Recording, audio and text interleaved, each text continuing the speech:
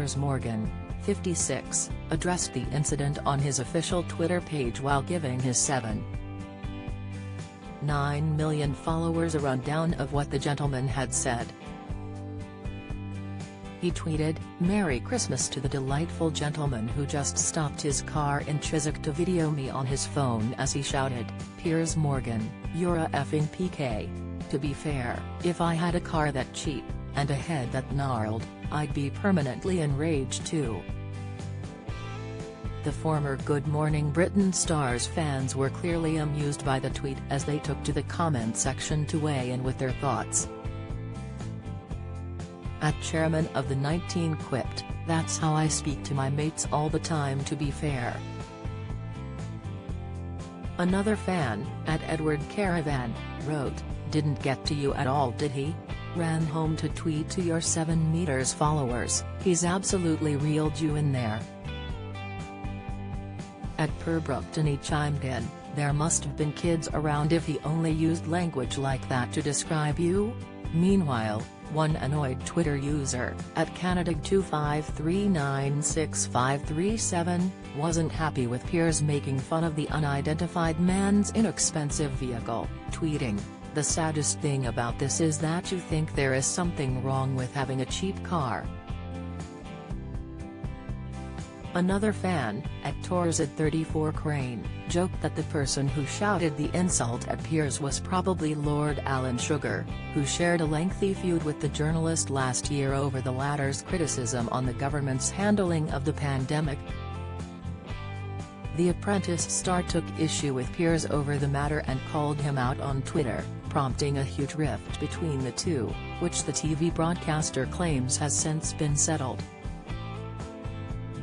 In his latest column for Daily Mail, the father of 4 wrote he began to miss the old goat, who he hadn't spoken to for almost a year after their feud in May 2020, when Piers announced he would ban cabinet ministers from appearing on GMB.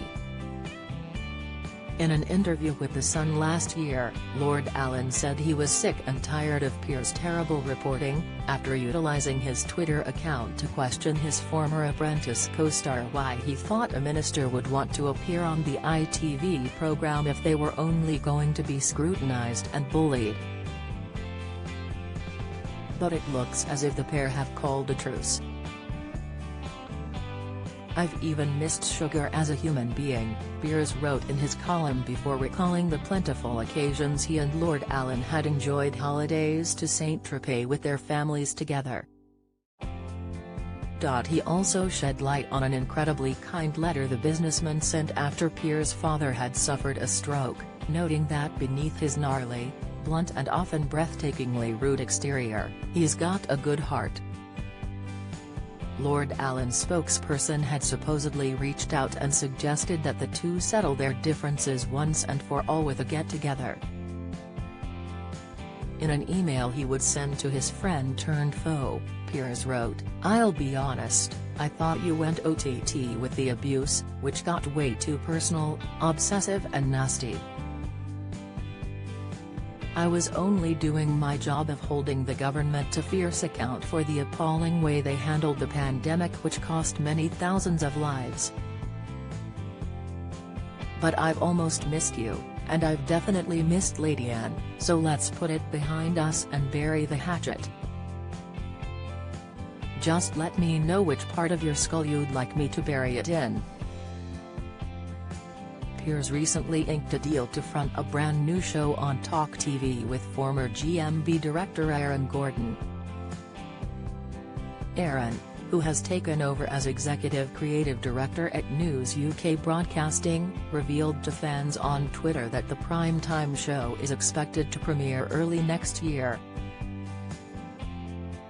Piers' decision to venture out and launch a new program of his own has consequently ruled out any chances he will return to GMB in the foreseeable future.